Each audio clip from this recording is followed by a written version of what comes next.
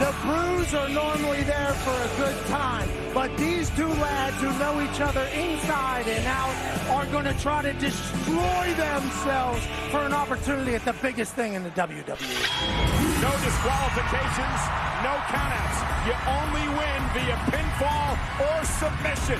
And here comes the Scottish Warrior.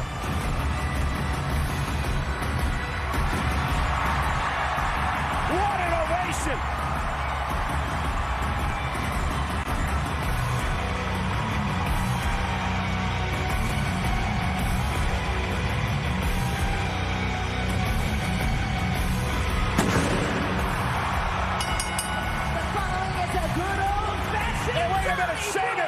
Sheamus exploding out of the entranceway and attacking Drew McIntyre before this match even gets underway.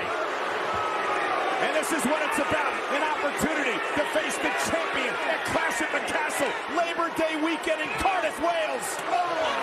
And McIntyre fighting back, driving Sheamus into the barricade. Sheamus obviously trying to take advantage of Drew. And he does into the ring post before we've even started here. This match is going to be as physical as they come. Both men in the ring. Bell rings. Referee Dan Engler starts this off, and Sheamus and McIntyre are in a fight.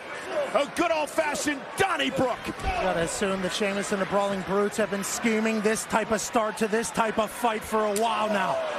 Now Sheamus and McIntyre know each other so well. 20 years in the making, this match with so much on the line tonight. And a clothesline by McIntyre as he explodes out of the corner and follows it up with a chop.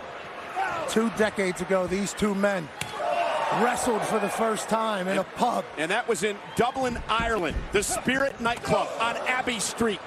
Sheamus was actually a bouncer there, Pat. Oh, and the Michinoku driver by McIntyre to go to Clash at the Castle and a kick out. And it was at that night that McIntyre and Sheamus became the best of friends in this relationship that would span 20 years would begin. They earned each other's respect that night because of things like that. These two knew they had an opportunity to climb the ladder of the WWE.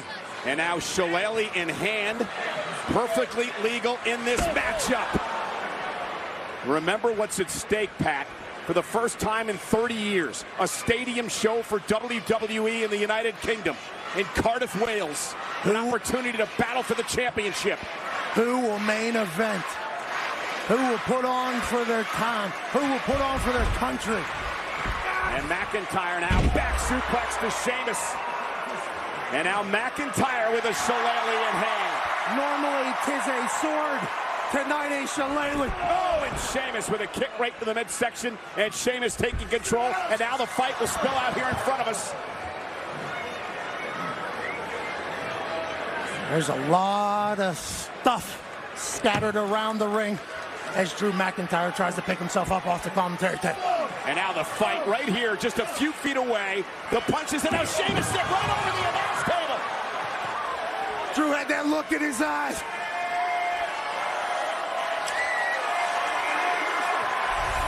Take another look. Sheamus, he threw you like a bag of trash. And the WWE fans here in Atlanta. And McIntyre giving them what they want.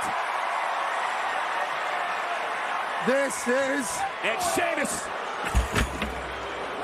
Shot right to the kidney. And now once again the Celtic Warrior back in control. Mocking the WWE fans here in Atlanta. And now McIntyre driven shoulder first into the steel steps. You notice the pictures on the bar there, Pat. Sheamus' great-great-grandmother and great-great-grandfather, Amos and Lamus. Amos and Lamus. Yes. And Sheamus is the great-great-grandson. Exactly. Well, he's fighting for, obviously, Amos and Lamus.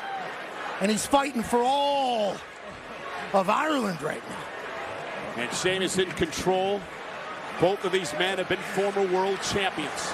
Both want to have the opportunity to win that title back overseas in the United Kingdom. Imagine their family, their friends, their lads, their pub mates. I don't know any other of their local lingo to describe friends talking about their friend main eventing a stadium. And Sheamus is Oh, look at that. Look, That's the shillelagh that Drew McIntyre cut in half with the sword Angela last week here on SmackDown. I thought it was a baby shillelagh. Well, this was a shillelagh that had been passed down in Sheamus's family for a number of generations, much like the sword from McIntyre. Now this is perfectly legal, right into the eyeball of McIntyre. Showing you the viciousness of the Celtic warrior Sheamus. Loving every second of this. On top of the world.